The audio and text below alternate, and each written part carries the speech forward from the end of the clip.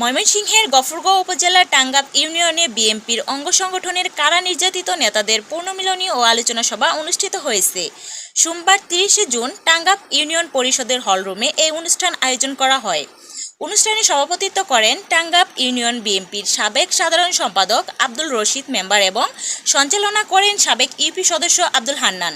আলোচনা সভায় বক্তব্য রাখেন টাঙ্গাব ইউনিয়ন প্রশাসনিক কর্মকর্তা প্রাথমিক শিক্ষা অফিসার নুরে আলম ভূঁইয়া, পাগলা থানা কৃষক দলের আহ্বায়ক দিন ইসলাম দিলি, টাঙ্গাব ইউনিয়ন বিএনপির সাবেক সাংগঠনিক সম্পাদক এনামুল হক, সাবেক মেম্বার কালাম, স্বেচ্ছাসেবক দলের সাবেক সভাপতি শাহজাহান খান, পাগলা থানা স্বেচ্ছাসেবক দলের সদস্য, টাঙ্গাব ইউনিয়নের স্বেচ্ছাসেবক দলের সাবেক সাধারণ সম্পাদক বাবুল চৌধুরী, যুবদলের সাবেক সহ সাধারণ সম্পাদক গোলাপ মিয়া, ছাত্রদলের সাবেক সভাপতি শারফুজ্জামান এবং ময়মনসিংহ দক্ষিণ জেলা যুবদলের সদস্য জাহাঙ্গীর আলম।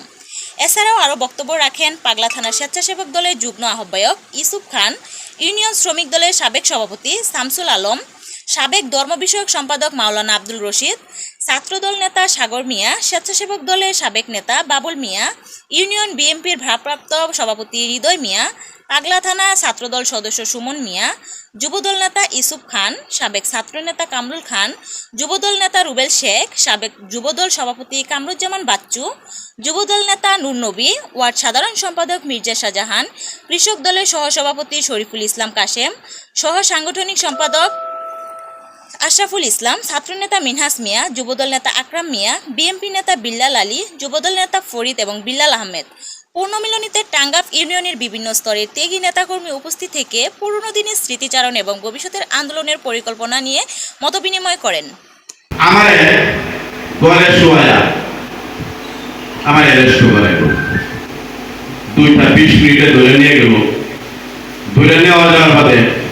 আমার রাজনৈতিক মামলা চালান দিল, এই আমার মামলা শুরু হইল।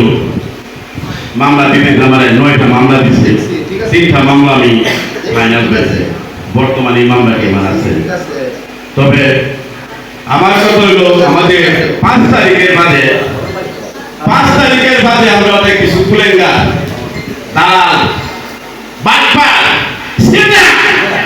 সিটারি করতেছে, আমরা কিন্তু চোখে আমরা সব বাড়তেছি, আমরা দেখতেছি।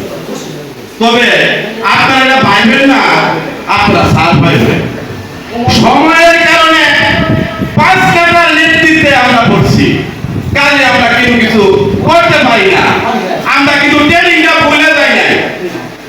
সবাই পাইবেন বন্ডক দিয়া দেন, বন্ডক সুন্দরভাবেই পাইবেন, বন্ডক গুলা নিয়ে যাবেন। তবে আমার অনুরোধ আমার বিএনপির ভাইগর প্রতি, আমি তো মনে করি সকলেই আমার ভাই, আমার মারফেলের ভাই, আমরা একই দলের মানুষ। তো আমরা দালালি ছেড়ে দিই, আমরা বাটপারি ছেড়ে দিই, আমরা কেন বাটপা, আমরা বাটপারি খাই, আমরা বাটপারি খাই, আমরা ভালো যাই।